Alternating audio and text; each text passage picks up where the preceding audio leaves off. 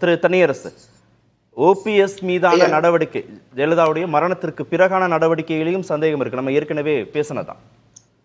இல்ல அது நானே அதை கடுமையா அண்ணகிட்ட அதை வாதிட்டு இருக்கேன். அவரை நான் அண்ணா திராவிட முன்னேற்ற கழகத்திலேயே மிக கடுமையா ஓபிஎஸ்னுடைய அந்த நிலைப்பாட்டை நான் மறுதளித்து பேசியதும் தனியரசு தான். அதே மாதிரி எடப்பாடி இப்ப நீங்க முதல்வர் பொறுப்பை திரும்ப கேட்ட பொழுது அண்ணன் ஓபிஎஸ் கர்ணன் கவச உண்டலத்தை தந்து எப்படி இந்த மகாபாரதத்தில் உயர்ந்த நிலையில் இருக்கிறாரோ அதை போல முதல்வர் பல அரியணையை சிந்தாமல் சிதறாமல் சின்னம்மாவிடம் ஒப்படைத்து விட்டு வெளியேறிவிட்டுத்தான் அந்த தர்ம யுத்தத்தை நடத்துகிறார் அண்ணன் ஓபிஎஸ் என்பதனாலதான் ஓபிஎஸ் அண்ணன் இன்னும் ரொம்ப வலிமை பெறுகிறார். அதே மாதிரி நீங்க ஓபிஎஸ் இடம் தந்த முதல்வர் பதவியை திரும்ப தந்து விட்டார் அண்ணன் ஓபிஎஸ். ஆனால் எடப்பாடியிடம் நம்பி சின்னம்மா அவர்கள் ஒப்படைத்த அந்த முதல்வர் பதவியை எடப்பாடி திரும்ப சின்னம்மாவிடம் ஒப்படைக்கவில்லை. அல்லது சின்னம்மாவை இன்னும் கடுமையான நெருக்கடிக்கு ஆளாக்கி இந்த நிலைமைக்கு ஆளாக்கியதும் எடப்பாடி. ஆகவே எடப்பாடி நேரா நெகட்டிவ் கேரக்டர்ல அதனுடைய சுப்பீரியர் லெவல் இருக்காரு.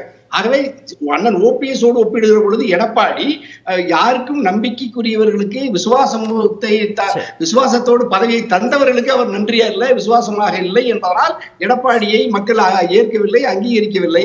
அண்ணன் ஓபிஎஸ் தனிமைப்படுத்தப்பட்டு விட்டாலும் மக்கள் மன்றத்தில் வாக்காளர் மத்தியில அண்ணன் ஓபிஎஸ் உயர்ந்திருக்கிறார், நம்பிக்கையை பெற்றிருக்கிறார்.